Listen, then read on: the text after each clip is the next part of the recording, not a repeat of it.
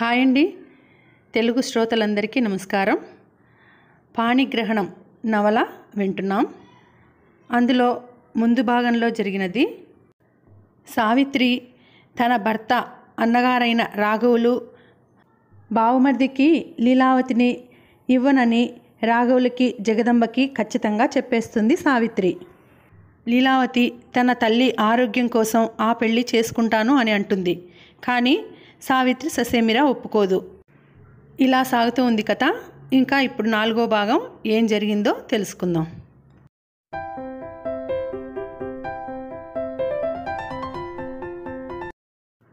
సావిత్రి ఆరోగ్యం మరీ దిగజారిపోయింది. తిన్న తిండి వంటికి పట్టడం లేదు, కంటి మీద కొనుకు రావడం లేదు. ఆమె అస్తమానము కూతురు వివాహం గురించే ఆలోచించేది. పూర్తిగా చిక్కిపోయి మంచానికి బల్లిలా ఖర్చుకుపోయింది. చెయ్యి ఆసరా ఇచ్చి పట్టుకు నడిపించవలసి వచ్చింది. అంత బలహీనంగా తయారైంది. అస్తమానము మంచంలో పడుకొని పగటి కలలు కంటూ ఉంటుంది సావిత్రి. అవి కూతురు వివాహానికి సంబంధించినవే. పచ్చని పందిరి క్రింద లీలావతి పెళ్లి కూతురై కూర్చుంది. ఆమె ప్రక్కనే రూపవంతుడు, విద్యావంతుడు, గుణవంతుడు అయిన పెళ్లి కొడుకు కూర్చున్నాడు. మంగళవాయిద్యాలు జోరుగా మ్రోగుతుండగా, బ్రాహ్మణుడు మంత్రాలు చదువుతుండగా పెళ్లికొడుకు లీలావతి మెడలో మంగళసూత్రం కట్టాడు. అక్కడ నిలబడి చూస్తూ సావిత్రి ఆనంద బాష్పాలు రాలుస్తూ ఉంది. ఆ తర్వాత కూతురి కాపురం 3 పువ్వులు 6 కాయలుగా సాగుతోంది. లీలావతికి పాపాయి పుడతాడు. సావిత్రి మణమణ్ణి ఎత్తుకొని తనివి తీరా ముద్దాడుతూ ఆనంద సాగరంలో మునిగింది.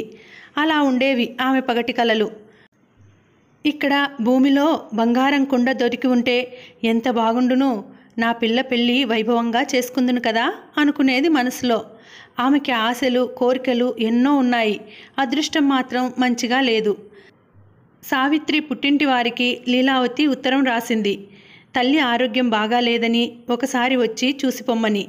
4 రోజుల కల్లా సావిత్రి తల్లిదండ్రులు వచ్చారు. బక్క చిక్కిపోయిన కూతుర్ని చూసి, ఎందుకమ్మా ఇలా చిక్కిపోయావు అన్నారు కంట తడి పెడుతూ. అక్కడే ఉన్న లీలావతి, చూడు తాతయ్య, నా పెళ్లి గురించి బెంగ పెట్టుకొని ఏం చేస్తుంది? ఆరోగ్యం చెడిపోవటం తప్పితే పెళ్ళి అయ్యే నాటికి ఎలాగూ అవుతుంది. అలా బెంగ పెట్టుకుంటే అవుతుందా తాతయ్య? అమ్మతో ఇదే మాట ఎన్నోసార్లు చెప్పాను. ఆమె ఏడుపే ఏడుపు గాని నా మాట వినిపించుకోదే అంది. చూడమ్మా సావిత్రి, అనవసరంగా బెంగ పెట్టుకుంటే లాభమేమిటి? కళ్యాణం వచ్చినా కక్కు వచ్చినా ఆగదంటారు. నిశ్చింతగా ఉండు. అయ్యే నాటికి అనుకోకుండా పరిస్థితులు కలిసి వస్తాయి. అవుతుంది. ఎంతగా చిక్కిపోయావమ్మా అన్నాడు సావిత్రి తండ్రి ఆమె నుదుటిపై చెయ్యి వేసి. ఎలా నిశ్చింతగా ఉండగలన్నానా? ఈడొచ్చిన పిల్లని ఎదమీది కుంపటిలా పెట్టుకొని అంది సావిత్రి. బెంగ పెట్టుకుంటే మాత్రం అవుతుందా చెప్పు తల్లి అన్నాడు ఆయన. నిట్టూర్చింది సావిత్రి.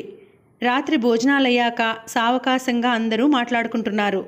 సావిత్రి తన సంసార పరిస్థితి చెప్పుకుంటూ వాళ్ళ సంసారం ఎలా జరుగుతున్నదో అడిగింది తండ్రిని.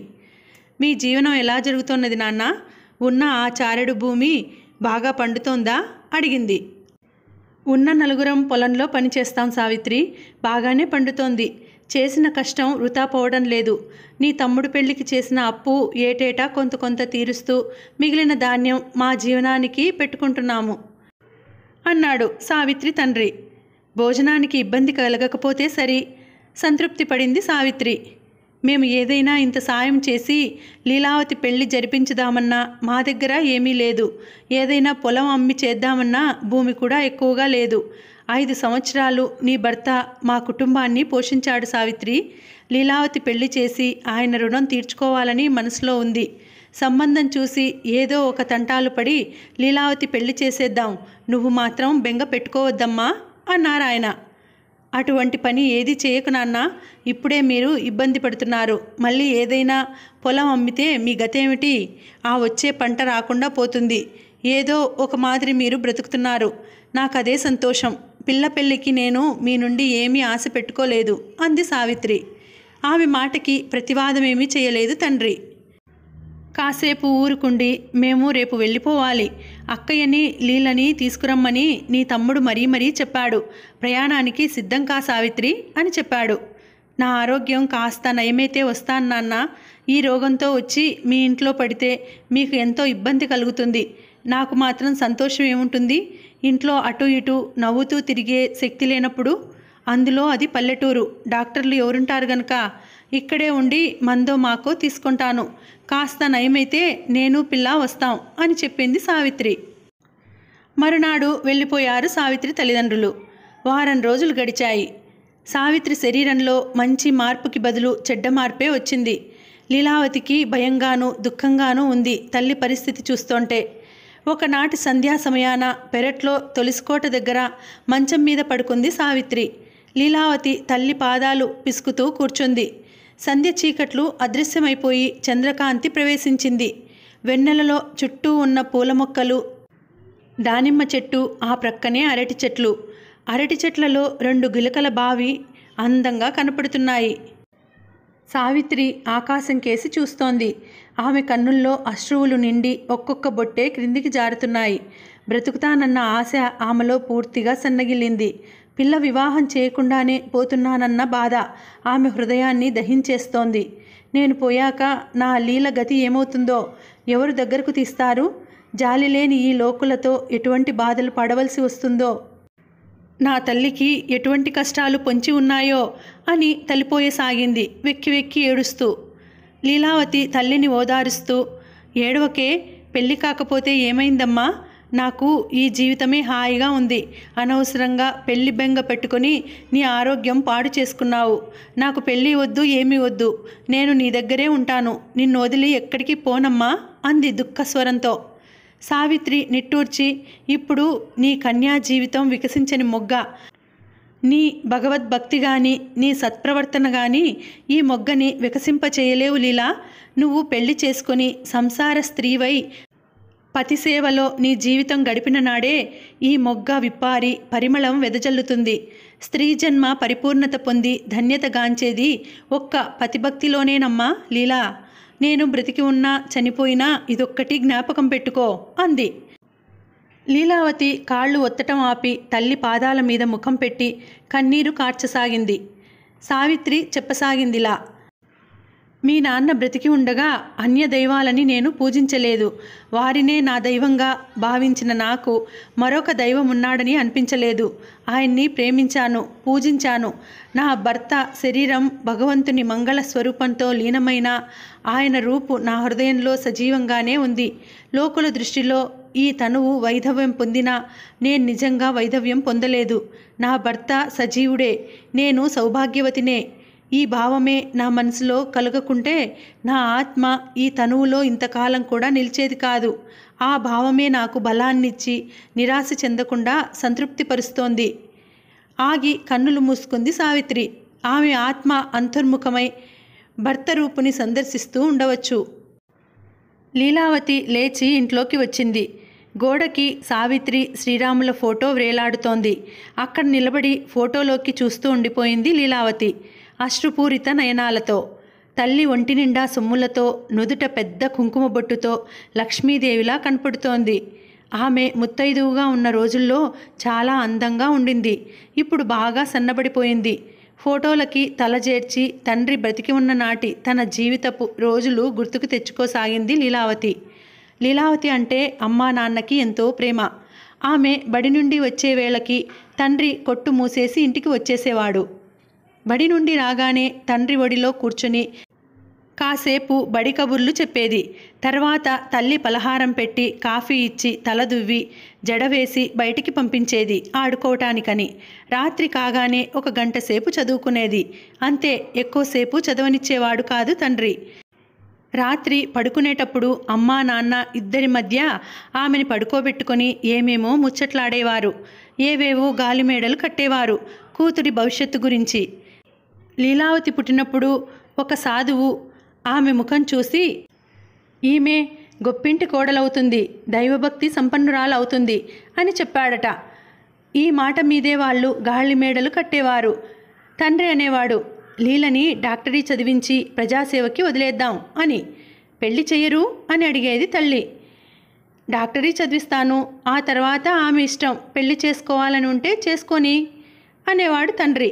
చాచా, అదేం బాగలేదు, చదివిస్తే చదివియండి, కానీ పిల్ల వ్యక్తురాలు కాకుండానే కన్యాదానం చేయాలి. మనకి ఉండే పిల్లలెందరూ?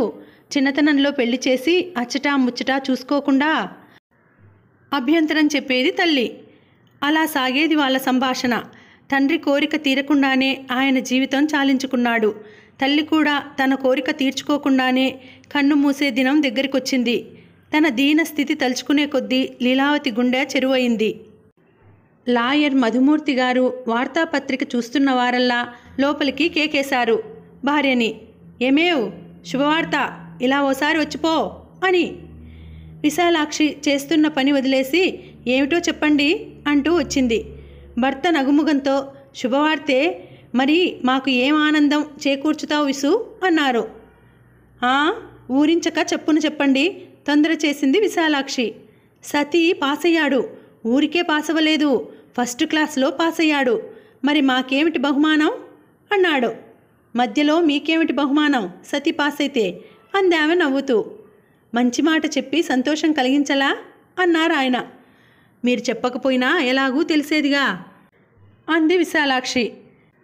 మధుమూర్తి గారు అయితే ఉత్తదేనంటావా నాకు బహుమానం అన్నారు నిరాశ ధ్వనింపచేస్తూ. సతీష్ బాబు వచ్చి మెట్లెక్కబోతుంటే సతీ అన్నారు. సతీష్ మెట్ల దగ్గరే ఆగిపోయాడు. ఇలా రారా. అతను వచ్చి తండ్రి వారగా నిల్చున్నాడు. మధుమూర్తి గారు కుర్చీ చూపుతూ కూర్చో అన్నారు. కొడుకు కూర్చున్న తర్వాత చదవాలని అనుకుంటున్నావా అని అడిగారు. ఊహు. అయితే ఉద్యోగం చేయాలనుకుంటున్నావా అన్నారు. ఇంకా ఆలోచించలేదు. చదువుని గురించి ఒక నిర్ణయం చేసుకున్నావుగా, ఉద్యోగం గురించి కూడా ఎందుకు ఆలోచించలేదు?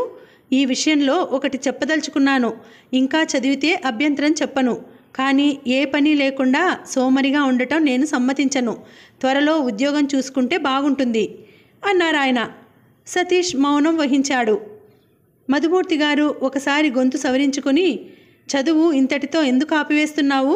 విదేశాలు వెళ్ళి ఉన్నత విద్య వెలగబెడతానని మీ అన్నయ్యతో ఎప్పుడూ అన్నావటగా, మరి ఆ ఉద్దేశం మార్చుకోవడానికి కారణం? ఏమైనా ప్రేమ వ్యవహారంలో చిక్కుకున్నావా ఏమిటి అన్నారు సూటిగా కొడుకు ముఖంలోకి చూస్తూ. కొడుకు లేదు నాన్నగారు తొట్రపడుతూ అంటూ తప్పించుకోవడానికి చూస్తాడని, తల్లి కూడా అక్కడే ఉన్నది కాబట్టి ఆమె తాను 4 చివాట్లు పెట్టి మేనరికాన్ని వదులుకునే వేలు లేదని ఖచ్చితంగా ఆజ్ఞాపించాలని అనుకున్నారాయన. ఈయనకి కొడుకు శోభారాణిని ప్రేమిస్తున్నాడని సూచనప్రాయంగా తెలిసింది. ఆ సంగతి కనుక్కోవాలనే ఉద్దేశంతోనే ఆయన ఈ మాట అన్నారు సూటిగా. కానీ సతీష్ బాబు చటుక్కున లేచి మెట్ల దిక్కు అడిగేస్తూ అవును అని సమాధానమిచ్చి గబగబా మెట్లెక్కి వెళ్ళిపోయాడు. లాయర్ గారి ముఖం వెలవెలబోయింది. కొడుకుని చివాట్లు పెట్టడానికి సన్నద్ధమవుతున్న విశాలాక్షి కూడా కొడుకు సమాధానం విని తెల్లబోయింది. ఒకరి ముఖాలొకరు చూసుకున్నారు భార్యాభర్తలు. సతీష్ బాబు ఆనాడు సంతోషంగానూ ఉత్సాహంగానూ ఉన్నాడు. అయితే అది తను పాస్ అయినందుకు కాదు, శోభారాణి కూడా పాస్ అయినందుకు. ఈ సంతోష సమయంలోనే ఆమె నుంచి వివాహం గురించి అభిప్రాయం తెలుసుకోవాలని అనుకున్నాడు. గదిలోకి వచ్చి డ్రెస్సు మార్చి దువ్వుకోవటానికి అద్దం ముందు నిల్చున్నాడు. అతని మనస్సు తల్లిదండ్రులపైకి మళ్ళింది. వారికి తన మీద ఎలాంటి మమకారం లేదని అనుకుంటూనే వచ్చాడతను.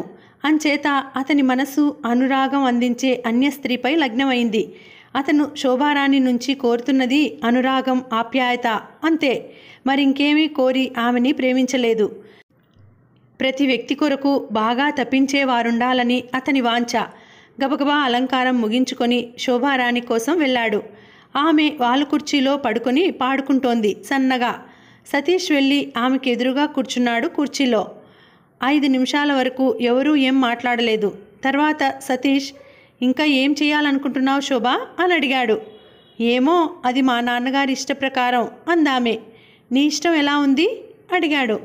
శోభారాణి లేచి వచ్చి సతీష్ కూర్చున్న చేతి మీద కూర్చుని ఇలా ఉంది అంటూ అతని మెడ చుట్టూ చెయ్యి చుట్టి మరో చేత్తో అతని గడ్డం క్రింద చెయ్యి పెట్టి పైకెత్తుతూ, ఇవాళ మనకి సంతోష దినం కదూ, హాయిగా గడుపుదామా అంది. హాయిగానా? ఇప్పుడు నాకు చాలా హాయిగా ఉంది. ఇంకా ఏమిటి హాయి అన్నాడు. శోభారాణి బుర్రగొక్కుంటూ నా తలకాయ అంది విసుగ్గా. ఆమెకి రాధాకృష్ణ అందనివాడుగా తోచాడు. మొన్నీ మధ్య ఆమె 1-2 సార్లు వాళ్ళింటికి వెళ్ళినా అతను సరిగా మాట్లాడలేదు. ఎంచేతో అయితే పూర్తిగా ఆశ నిరాశ చేసుకోలేదు. కానీ ఈ సమయంలో సతీష్తో హాయిగా కాసేపు గడపాలని వెర్రి కోరికతో అతనితో ప్రసన్నంగా మాట్లాడుతోంది. తోటలోకి వెళ్ళి కూర్చుందాన్రా అంటూ సతీష్ని లేపుకుపోయింది. భానుడు అస్తమిస్తున్నాడు. పడమటి కొండలో పిచ్చుకలు చెట్ల మీదికి చేరుతూ కిచకిచలాడుతున్నాయి. తోటమాలి పాదులకు నీళ్లు కట్టి వెళ్ళిపోయాడు. విప్పారిన విరులు సుగంధ సౌరభాన్ని వెదజల్లుతున్నాయి. తన చుట్టూ పరిభ్రమిస్తున్న మధుసూదనుడి రెక్కల విసురుకు స్పందిస్తోంది ఒక సుమకన్య.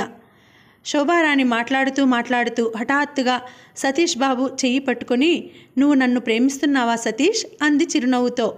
ఇప్పుడు క్రొత్త శోభ, ఏడాది నుంచి ప్రేమిస్తూనే ఉన్నాను అన్నాడు సతీష్. శోభారాణి అతని ఒడిలో వాలిపోయి అతని మెడ చుట్టూ చేతులు వేసి, మరి ఒక్కసారైనా ఇలా దగ్గరకు తీసుకున్నావా అంది. సతీష్ ఆమెని తన ఒడిలోంచి లేపి తాను ప్రక్కకి జరిగి కూర్చుంటూ, నువ్వు అవివాహితమైన కన్యవు, నేను అవివాహితుడైన బ్రహ్మచారిని. అవినీతికి పాల్పడి పతనమైపోవడం నా దృష్టిలో మనోదౌర్బల్యంగా భావించబడుతుంది. అలా ఒక్కనాటికి జరగకూడదు అన్నాడు గంభీరంగా. మరి ప్రేమ అంది ఎత్తుపొడుపుగా. అది తప్ప కాదు, అందువల్ల ఎవరి జీవితాలు మలినపడవు. మరి పెళ్లి చేసుకుంటే అంది. తప్పులేదు. ఇప్పుడు అందుకోవలసిన అందం ఎదుట ఉండగా వదులుకోవటానికి నీ మనస్సెలా ఊరుకుంటుంది? అంత ఆత్మ నిగ్రహ పురుషుడివా అంది శోభారాణి. ఎన్నడూ ఆమె నోటి నుంచి అటువంటి మాటలు రాలేదు. ఈవేళ ఆ మాటలు వింటూ సతీష్ తెల్లబోయాడు. కోపం, అసహ్యం కూడా కలిగాయి. నువ్వింత చంచల స్వభావరాలు అనుకోలేదు శోభా అన్నాడు దూకుడుగా. శోభారాణి అభిమానం దెబ్బతిన్నది. రోషం, ద్వేషం పుట్టుకొచ్చాయి. అయితే అంది.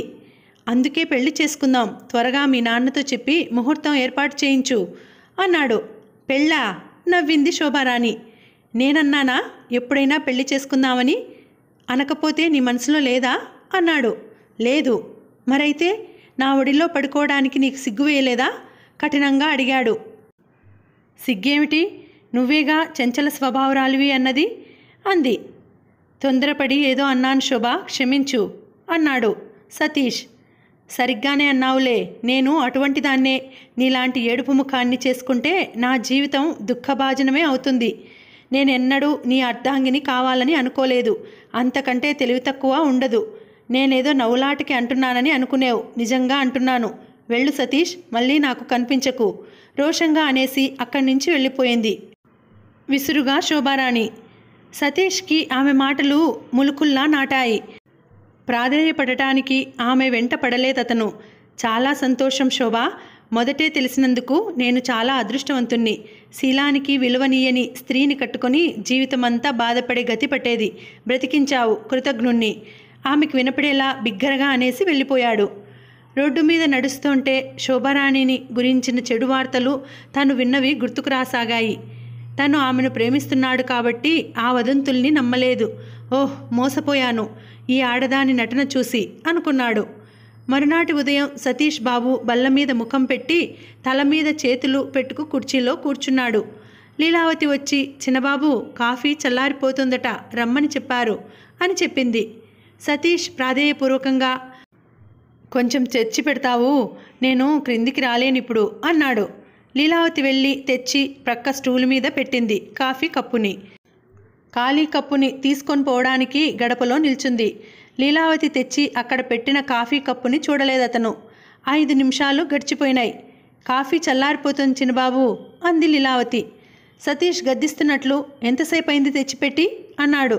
5 నిమిషాలైంది, మీరు చూశారనుకున్నాను అంది. నా ముఖం ఇటువైపు ఉంటే ఎలా కనపడుతుందనుకున్నావు? పెట్టానని చెప్పనైనా చెప్పాలా వద్దా? అది చల్లారి దాంట్లో ఈగలే పడని, దోమలే పడని, అలాగే త్రాగలేం. అది తీసుకువెళ్ళి నీ నెత్తిన పోసేసుకో పో అన్నాడు కోపంగా. అని చేతుల్లో ముఖం దాచుకొని బల్ల మీదకి వంగాడు. అతని మనస్సేం బాగులేదు. వెర్రివాడిలా జుట్టంతా రేపుకున్నాడు. రాత్రంతా నిద్ర లేకపోవటం వల్ల కళ్ళు చింతనిప్పుల్లా ఎర్రబడి ఉన్నాయి. తన చుట్టూ ఏం జరుగుతోందో కూడా గ్రహించలేని స్థితిలో ఉన్నాడతను. అంచేతే తన ప్రక్కన పెట్టిన కాఫీ కప్పుని కూడా గుర్తించలేదు. లీలావతి కాఫీ కప్పు తీసుకోవటానికి రాలేదు. అలాగే ద్వారబంధం పట్టుకుని నిల్చుంది. కన్నులు నిండుకొని కన్నీరు బుగ్గల మీదుగా జారటానికి సిద్ధంగా ఉంది. సతీష్ బల్లకేసి ముఖం గుర్దుకోవటం చూసేసరికి ఆమె నిశ్చేష్టురాలైంది. చిన్నబాబు అంది కంగారుగా. సతీష్ ఇటు చూసి నువ్వు వెళ్ళనే లేదా? అరే ఏడుస్తున్నావా అని లేచి వచ్చాడు ఆమె దగ్గరికి. ఏడుస్తున్నావా లీలా? నాదే పొరపాటు, ఏడిపించాను అని కాఫీ కప్పు అందుకొని చల్లారిన కాఫీ అలాగే త్రాగి ఖాళీ కప్పు లీలావతి చేతికి అందిస్తూ జాలిగా ఏడోకు లీలా అన్నాడు. ఒంట్లో జ్వరంగా ఉందా చిన్నబాబు అంది లీలావతి కళ్ళు తుడుచుకుంటూ. ఊహూ లేదు అన్నాడు. మీ మనసు బాగోలేనట్టుంది ఇవాళ. అవును బాగలేదు. అతని పరిస్థితి చూస్తుంటే ఏదో జరిగినట్టు ఊహించింది లీలావతి. అదేదో తెలుసుకోవాలని ఉన్నా అడగటానికి ధైర్యం చాలలేదు. మళ్ళీ కసురుతాడేమోనని భయపడి ఊరుకుంది. సతీష్ వెళ్ళి మంచం మీద బోర్లా పడుకున్నాడు. చిత్రమైన మనిషి అనుకుంటూ వెళ్ళిపోయింది లీలావతి ఖాళీ కప్పు తీసుకొని. సాయంత్రం 6-7 గంటల మధ్యలో సతీష్ బాబు పూల మొక్కల మధ్య కుర్చీలో కూర్చున్నాడు దీర్ఘంగా ఆలోచిస్తూ. మధ్య మధ్య నిట్టూరుస్తున్నాడు. చుట్టూ చీకటి, లైటు వెలిగించుకోవాలని కూడా అనిపించలేదు. ఆ చీకట్లోనే కొంత హాయిగా ఉందతనికి. చిన్నబాబు పిలుపు విన్న సతీష్ తలెత్తి ఏమిటి లీలా అన్నాడు శాంతంగా. అమ్మకి ఒంట్లో బాగాలేదు. డాక్టరు మందులు రాసి ఇచ్చాడు. కొందామంటే డబ్బు లేదు. 10 రూపాయలు కావాలి మెల్లగా చెప్పింది లీలావతి. సతీష్ ప్యాంటు జేబు తడుముకొని పర్సు పైకి తీశాడు. 2 10 రూపాయల నోట్లు తీసి లీలావతి చేతిలో పెడుతుండగా అతడి చేతిపై 2 నీటి చుక్కలు టపటపా పడినాయి. సతీష్ త్రుళ్ళిపడ్డాడు. వెళ్ళి లైట్ వేశాడు. తిరిగి లీలావతి దగ్గరకొచ్చాడు. లీలావతి కళ్ళల్లో తలతలా మెరుస్తున్న కన్నీరు ఒక్కొక్క బొట్టుగానే క్రిందికి జారుతోంది. మీ అమ్మకి చాలా బాగా లేదా అని అడిగాడు సతీష్ ఆతృతగా. లేదు, ఆమెకి ఏమీ బాగాలేదు. 3 రోజుల నుంచి ఆమెకి ఆహారం కూడా ఇమడటం లేదు. జ్వరం తీవ్రంగా ఉంది. నాకు భయంగా ఉంది చిన్నబాబు అంది లీలావతి. అలాగా? నాకు ఒక్క మాట కూడా తెలియదు. కంగారు పడకు లీలా. నాకు బాగా తెలిసిన ఒక డాక్టర్ ఉన్నాడు. రేపు అతన్ని తీసుకువచ్చి మీ అమ్మని పరీక్ష చేయిస్తాను. అలా ఏడుస్తావేం పిచ్చిపిల్ల? తప్పకుండా మీ అమ్మకి నయమవుతుంది, భయపడకు అంటూ బుజ్జగించాడు సతీష్. మా అమ్మ నన్ను విడిచిపోదంటారా? ఆ ప్రశ్న దైవాన్ని ప్రశ్నించినట్టుగా ఉంది. మీ అమ్మకి తప్పక నయమవుతుంది అన్నాడు. లీలావతి వెళ్ళిపోయింది. మరునాడు సాయంకాలం నిద్ర నుంచి మేల్కొన్న సతీష్ బాబుకి లీలావతికి తను చెప్పిన మాట జ్ఞాపకం వచ్చింది. ఇవాళ ఆమె రాలేదు. వాళ్ళమ్మకి ఎలా ఉందో అంచేతే ఆమె ఇవాళ రాలేదు. డాక్టర్ని తీసుకువెళ్ళి చూపించాలి అనుకుంటూ డ్రెస్సు మార్చుకుని క్రిందికి వచ్చాడు సతీష్. వాకిట్లో శైలజ ఆడుకుంటోంది. ఇవాళ లీల పనికి రాలేదా శైలు ప్రశ్నించాడామెని సతీష్. పాపం వాళ్ళమ్మ చచ్చిపోయిందట అన్నయ్య, ఎలా వస్తుంది అంది. చెల్లెలి సమాధానం విని నిశ్చేష్టుడయ్యాడు సతీష్ బాబు. అరే ఎంత త్వరగా చేయిజారిపోయింది అనుకున్నాడు. తిరిగి తన గదిలోకి వెళ్ళి కూర్చున్నాడు. తల్లిని కోల్పోయిన లీలావతిని చూడాలనిపించింది. అయ్యో పాపం ఎంత ఏడుస్తోందో. ఉన్న ఒక్క దిక్కు కోల్పోయింది. ఎటువంటి సుఖం లేకపోయినా మాతృప్రేమ ధనం ఆమెకు ఉంది. అది కూడా నోచుకోకపోయిందా దురదృష్టవంతురాలు అనుకున్నాడు. ఇక అతనికి అక్కడ కూర్చోబుద్ధి కాలేదు. లేచి బయలుదేరాడు.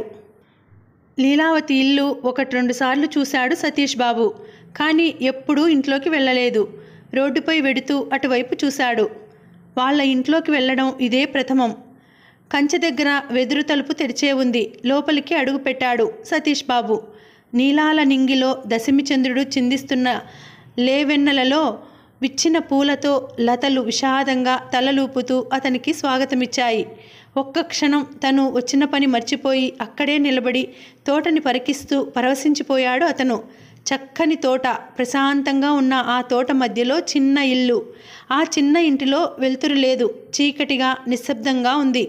సతీష్ మెల్లగా లోనికి ప్రవేశించాడు. ఆ ప్రక్క గదిలో ఒక ఫోటో ముందు దీపం వెలుగుతోంది. దాని ముందు లీలావతి బోర్లా పడుకొని ఉంది. అతను వెళ్ళి నిశ్శబ్దంగా నిల్చున్నాడు.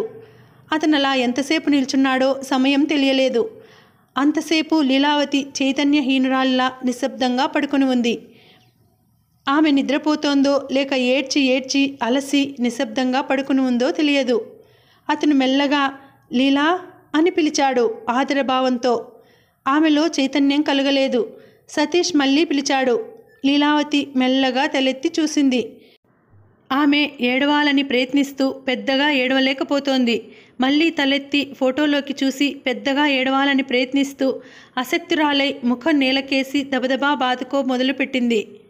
సతీష్ గబాలన వచ్చి వంగాడు. అయ్యో, అలా బాదుకుంటున్నావేం లీలా అంటూ ఆమె ముఖాన్ని 2 చేతులా పట్టుకొని పైకెత్తాడు. నుదుటిపై పెద్ద బొబ్బ కట్టి గాయం ఏర్పడి రక్తం కారుతోంది. ముంగుర్లు రక్తంతో తడిసి అలాగే హత్తుకుపోయాయి. జేబుగుడ్డ తీసి రక్తం అద్దుతూ, లీలా, ఏమిటి ఈ అఘాయిత్యం, ఏమిటిది అన్నాడు కరుణార్ద్ర హృదయుడై. మా అమ్మకి మారుగా నాకు రాకూడదా మృత్యువు? ఇంత ఆయుష్ పోసి నన్ని భూమి మీదికి పంపించాడు భగవంతుడు. అయ్యో, నాదెంత అదృష్టహీనమైన జన్మ!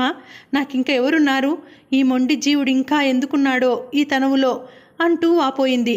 మళ్ళీ ఆమె ముఖం నేలకి బాదుకోకుండా పట్టుకొని తొడ మీద పెట్టుకున్నాడు సతీష్ బాబు. దీనాతి దీనమైన లీలావతి పరిస్థితి చూసి జాలితో కరిగిపోయాడు. పక్కింటి రాధమ్మ లీలావతి కోసం భోజనం తెచ్చింది.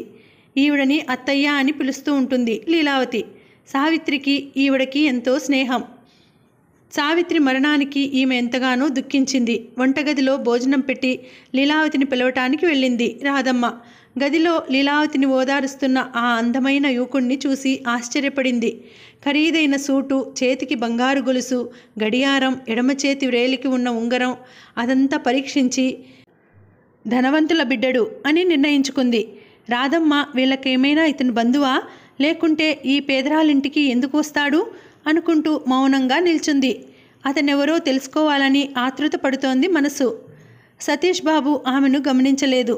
లీలావతి నుదుటిపైని రక్తం తుడుస్తూ జేబుగుడ్డనే గాయానికి కట్టుగా కట్టుతూ, ఇప్పుడు నీ హృదయ శోకాన్ని అర్థం చేసుకోని వారే పాపాత్ములు. నిన్ను చూస్తుంటే నాకెంతో బాధ కలుగుతోంది లీలా. నీకు ఏ సుఖము లేకపోయినా ప్రేమతో నీ కష్టాలని మరిపించే మీ అమ్మ ఉండేది. ఆమెను కూడా నువ్వు కోల్పోయావు. నువ్వు చాలా దురదృష్టవంతురాలివి. కానీ ఇలా ముఖం బాదుకోవడం వల్ల తీరే దుఃఖమా అది? చూడు, ఎంత రక్తం కారిపోయిందో, ఎంత గాయం ఏర్పడిందో అంటుండగా రాధమ్మ అందుకొని, ఉదయం నుంచి ఇలా తల బాదుకుంటూనే ఉంది బాబు. ఆ దేవుడికి కళ్ళు లేవేమో, దాని తల్లినెత్తుకుపోయాడు. దానికి ఇంకా దిక్కెవరున్నారు బాబు? తలుచుకుంటున్న కొద్దీ గుండెలు అవిసిపోతున్నాయి. పగవారికైనా ఇటువంటి కష్టాలు రాకూడదు అంది కళ్ళు తుడుచుకుంటూ. ఆ అపరిచితురాలి రాకకి సతీష్ తొట్రుపడ్డాడు కొద్దిగా. మీరు ఈ పిల్లకి ఏమవుతారు బాబు? చావు కబురు మీకు ఎప్పుడు తెలిసింది? ఎవరు వచ్చి చెప్పారు? ఇంతకు మీరు సావిత్రి పుట్టింటివారా? ప్రశ్నల వర్షం కురిపించింది రాధమ్మ. ఆమెకి ఏం సమాధానమివ్వాలో దిక్కుతోచలేదు అతనికి. కాసేపు తడబడి చివరకు చెప్పాడు, ఈమెకి ఏమీ కానండి, నేను లాయర్ మధుమూర్తి గారి కొడుకుని అని పరిచయం చేసుకున్నాడు. రాధమ్మ అంతంత కళ్ళు చేసుకుని చూసింది లీలావతి సతీష్లని. అయ్యో, ఇంత చనువేమిటి? ఆడపిల్లని తొడ మీద పడుకోబెట్టుకుని అయ్యో అయ్యో అనుకుంది. పైకి మాత్రం మీ ఇంట్లోనే గదు ఈ పిల్ల పనిచేసేది, అందుకే వచ్చారు కాబోలు తల్లిని పోగొట్టుకున్నా ఈ పిల్లని పలకరించిపోదామని. ఎంత మంచివారు కాకపోతే మీ ఇంట్లో పనిచేసే దాసీ పిల్ల ఇంటికి వస్తారు బాబు అంది. తిరిగి లీలావతితో, భోజనం తెచ్చానే లీలా, లేచి కాస్త ఎంగిలిపడి వద్దురామ్మా అని పిలిచింది ఆప్యాయతగా. వద్దత్తయ్యా అంది లీలావతి. అయ్యో, అదేం మాటే? 2 రోజుల నుంచి భోజనమే లేదాయే. జ్వరం వచ్చినా ఏం వచ్చినా నిన్ను ఆదుకోగలవారు ఎవరున్నారు చెప్పు? ఒళ్ళు మరీ బలహీన పడిపోతుంది. లేమ్మా లే అంది. పుట్టెడు దుఃఖంలో నా నోటికి అన్నం ఎలా సహిస్తుందత్తయ్యా? అసలు ఆకలిగా లేదు అంది లీలావతి. అదేమిటే, 3 రోజుల నుంచి భోజనమే చేయకపోతే ఆకలి ఎలా కాదు నీకు? నా మాట వినమ్మా లీలా, ఒంట్లో నీరసం ఏర్పడుతుంది. లేచి కొద్దిగా ఎంగిలి పడుదూరా. సతీష్ కూడా బలవంతం చేశాడు. ఆమె అంతగా ప్రాధేయపడుతోంది. లీలా, 3 రోజులు ఆహారం లేకపోతే ఒంట్లో ఎలా అవుతుందో కాస్త ఆలోచించు. లేచి కొద్దిగా ఎంగిలిపడు అన్నాడు. ఎవరేమన్నా అనుకోండి, నాకు ఆకలిగా లేదు, నన్నిలా ఏడవనియండి అంటూ పెద్దగా ఏడవటం మొదలుపెట్టింది. కర్తవ్యశూన్యులై మున్నుకుండిపోయారు సతీష్, రాధమ్మ. మాతృవిహీనురాలైన లీలావతిని చూసిపోదామని ఇరుగమ్మ పొరుగమ్మ వచ్చారిద్దరు. లోపలికి రాబోయి సతీష్ బాబుని చూసి గడప కవతలే నిలిచిపోయారు. తమ ప్రవర్తన ఎదుటివారికి అనుమానాస్పదంగా ఉన్న సంగతి నిష్కల్మష హృదయాలు చప్పున గ్రహించలేవేమో. చంపకి చెయ్యి ఆంచి లీలావతి ముఖంలోకి కరుణాపూర్వకంగా చూస్తూ మధ్య మధ్య నిట్టూరుస్తున్నాడు సతీష్.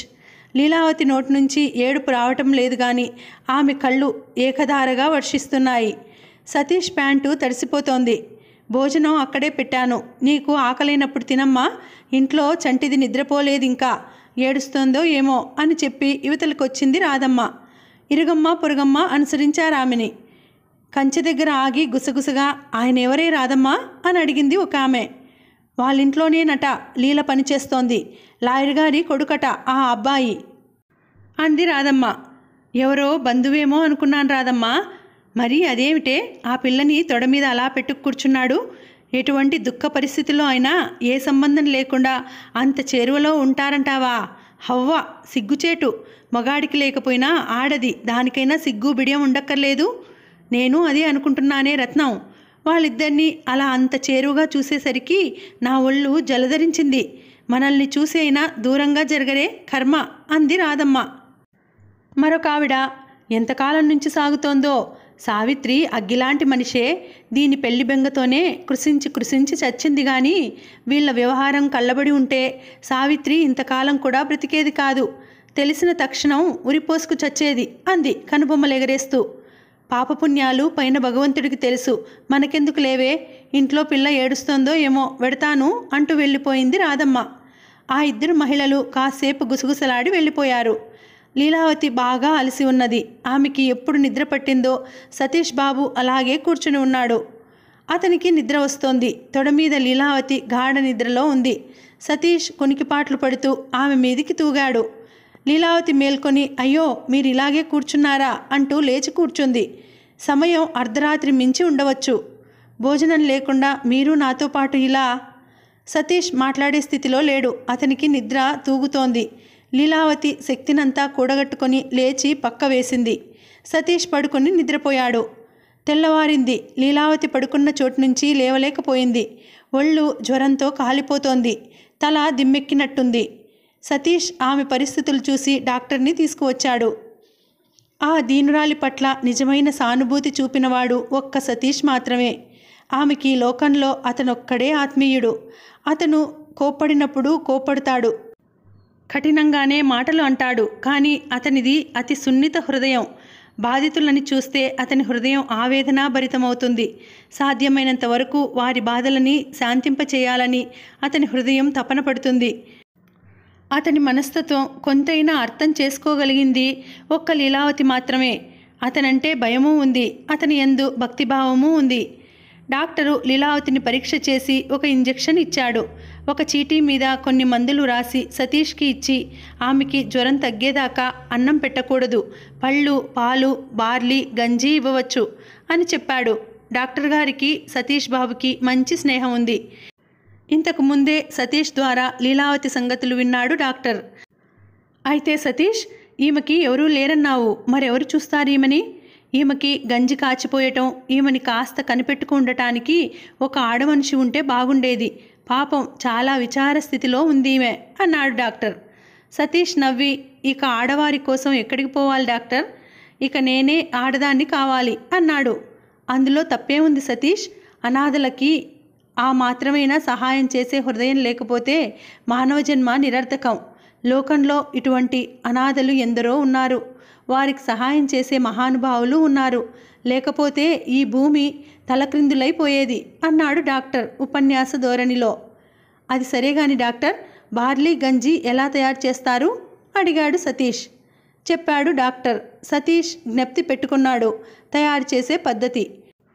డాక్టర్ వెంటే బయలుదేరి వెళ్ళి మందులు, పళ్ళు, పాలు, బార్లీ గింజలు కొని అవన్నీ ఒక కూలీవాడితో పట్టించుకు వచ్చాడు ఇంటికి. అతని ఇంటికి తిరిగి వచ్చేసరికి లీలావతి ఏడుస్తోంది తల్లిని తలుచుకుంటూ. మొదట సతీష్ గ్లాసులో మందు వంచి ఇస్తూ, ఇది త్రాగు లీలా అన్నాడు. నాకేం వద్దు, నేను చచ్చిపోవాలి, ఈ జ్వరం బాగా ఎక్కువై నేను చచ్చిపోవాలి, నాకు వద్దు అంది లీలావతి మొండిగా. సతీష్ బాబుకి ఆ వేళ లీలావతి వల్ల కాస్త శ్రమ ఎక్కువే అయ్యింది. అసలే కోపిష్టి కదా. లీలావతి అలా మొండికేసేసరికి అతనికి కోపం వచ్చింది. చచ్చే రోజు వస్తే అందరం చస్తాం గాని మొదట ఇది త్రాగు అన్నాడు విసుగ్గా. ఆ స్వరంలో ఆజ్ఞ కూడా ఉంది. లీలావతి ఇంకా బిగ్గరగా తల్లిని తలుచుకుంటూ ఏడ్చేసరికి కోపం హరించుకుపోయి జాలి పుట్టుకు వచ్చింది. ప్రాధేయపూర్వకముగా ఇది త్రాగు లీలా, లేకపోతే నా మీద ఒట్టే అన్నాడు. అలా అంటూనే బలవంతంగా మందు త్రాగించాడు. బత్తాయి పళ్ళ తొనలు ఒలిచి అవి తినిపించేసరికి అతనికి తల ప్రాణం తోకకి వచ్చినంత పనైంది. లీలావతి మంచం మీద పడుకుంది. ఒంట్లో అతి నిస్త్రాణగా ఉంది. కళ్ళు మూసుకుంటే అలాగే నిద్ర పట్టింది. పక్కింటి రాధమ్మ వస్తుందేమో ఆమెతో చెప్పి కాస్త బార్లీ గంజి తయారు చేసిమ్మని చెబుదామని ఆమె కోసం ఎదురుచూస్తూ కూర్చున్నాడు సతీష్. 15 నిమిషాలు ఎదురుచూసి తనే వెళ్ళాడు వంటగదిలోకి. గంట తర్వాత అతను బార్లీ గంజి సిద్ధం చేయగలిగాడు. 1 కప్పు బార్లీ గంజి తయారు చేయడం కోసం అతను పడిన పాట్లు ఇక్కడ చెప్పాలంటే ఎన్ని పేజీలైనా పడుతుంది. అతను ఎన్ని అవస్థలైనా పడని బార్లీ గంజి తయారు చేసి గ్లాసులో పోశాడు. ప్రయాసకి తగిన ఫలితం చూస్తుండగానే నేలపాలైతే వారి బాధ ఎలా ఉంటుందో వర్ణింపరానిది. సంతృప్తి నిండిన ముఖంతో గంజి గ్లాసు యువతల గదిలోకి తీసుకొస్తుంటే అతని చేతిలో నుంచి గ్లాసు జారి క్రింద పడి ఎగిరిపోయింది. గ్లాసులోని వేడివేడి గంజి పాదాల మీద పడేసరికి అమ్మా అని పెద్దగా కేక పెట్టి వెనక్కి అడుగు వేశాడు సతీష్. పగిలిన గాజు ముక్క మీద అతని పాదం పడి పాదంలోకి గాజు దిగబడింది. వెనక్కి అరచేతులు మోపి అలాగే కూలబడిపోయాడు. సతీష్ కేకకి నిద్ర నుంచి ఉలిక్కిపడి లేచింది లీలావతి. మెల్లగా లేచి వచ్చింది. ఆమె చూపు అతని పాదం మీద పడేసరికి కళ్ళు తిరిగి పడిపోయేంత పని అయ్యింది. లోతుగా పాదంలోకి దిగబడిన గాజు ముక్కని తీయడానికి చేతులు వణికాయి సతీష్కి. రక్తం ఉబికి ఉబికి బయటికి వస్తోంది. లీలావతి వెళ్ళి గాజు ముక్కని లాగివేసింది. 1 గుడ్డ తెచ్చి గాయం తుడవం మొదలుపెట్టింది. ఆమె ఇందాక నిద్రపోతోంది కాబట్టి సతీష్ వంట ఇంటి కార్యకలాపం గురించి తెలియదు ఆమెకు. ఇందులోకి ఏం చేయడానికి వచ్చారు చిన్నబాబు, ఇదంతా ఏమిటి అంది కంగారు పడుతూ. బార్లీ గంజి కాచాను, తీరా తీసుకువస్తుంటే నా శ్రమంతా నేలపాలైంది, మళ్ళీ కాచాల్సి వచ్చింది అన్నాడు. మీకు ఏది చేతనవుతుందని ఈ పనికి తల పెట్టుకున్నారు? అయ్యో ఎంత ప్రమాదం, ఎంత రక్తం కారిపోతోంది, నా వల్లే మీకు కష్టాలు అంటూ వాపోయింది లీలావతి. సమయం వచ్చినప్పుడు కష్టపడతాం కానీ వట్టప్పుడు కష్టపడతామా? నాకు అదేం లేదు కానీ నేను చేసిన కష్టం వృధా అయిపోయిందే అని నొచ్చుకున్నాడు సతీష్. అంతలోనే రాధమ్మ వచ్చింది. నేలంతా గంజి, పగిలిన గాజు ముక్కలు, సతీష్ పాదం నుంచి కారుతున్న రక్తం. రక్తంతో తడిసిన గుడ్డని తీసేసి మరో గుడ్డని కడుతున్న లీలావతిని చూసి ఏమిటే ఇదంతా అని అడిగింది. సతీష్ తన కోసం పడుతున్న పాటలు చెప్పింది లీలావతి. రాధమ్మ ఆదరపూర్వకంగా సతీష్ ముఖంలోకి చూసి కాసేపు ఓపిక పట్టి ఉంటే నేను వచ్చేదాన్ని కదా బాబు, మగపిల్లవాడివి, నీకు ఏం చేతనవుతుందని ఈ తతంగమంతా తగిలించుకున్నావు? అయ్యో రక్తం ఎలా కారిపోతుందమ్మా, పొడిగుడ్డ కట్టకూడదు లీలా, అది కాస్త నీటిలో తడిపి కట్టు, రక్తం కారడం ఆగుతుంది అని సలహా చెప్పింది. లీలావతి అలాగే చేసింది. మళ్ళీ తల తిరగటం ప్రారంభమయ్యేసరికి వెళ్ళి పడుకుంది. రాధమ్మ బార్లీ గంజి చేసి ఇచ్చింది. 3 రోజులు గడిచాయి. లీలావతి అమ్మమ్మ, తాతయ్య వచ్చారు. అప్పటికి లీలావతికి జ్వరం కొద్దిగా తగ్గింది. వాళ్ళు ఉదయం వచ్చారు. సతీష్ బాబు ఆ సమయంలో అక్కడ లేడు. 1 గంట వ్యవధిలోనే లీలావతిని తిరిగి తమతో ప్రయాణం చేయించారు. 4 రోజుల నుంచి తనని ఎన్నో విధాలా ఆదుకుంటున్న సతీష్ బాబుకి తన ప్రయాణం గురించి చెప్పటానికి కూడా వీలు చిక్కలేదు లీలావతికి. దానికి ఆమె ఎంతగానో బాధపడింది. ఇక్కడికి కథ నాపుతున్నాను. మళ్ళీ వచ్చే వీడియోలో మనం కథను కొనసాగిద్దాం. మీకు ఈ వీడియో నచ్చింది అని అనుకుంటున్నాను. నచ్చితే గనక తప్పకుండా లైక్ కొట్టండి. అలాగే మీరు ఇంకా ఎవరైనా మన ఛానల్ని సబ్స్క్రైబ్ చేసుకోకపోతే తప్పకుండా సబ్స్క్రైబ్ చేసుకొని చూడండి. మన అలనాటి కథలు ఫ్యామిలీ మెంబర్గా మీరు కూడా చేరిపోవచ్చు. మన అలనాటి కథలకి సపోర్ట్ చేయండి. అలాగే మీ ఫ్రెండ్స్కి, రిలేటివ్స్కి మన వీడియోస్ని షేర్ చేయండి. ఓకేనా? మళ్ళీ వచ్చే వీడియోలో నేను కలుసుకుంటాను. అంతవరకు సెలవు. నమస్తే. Thank you.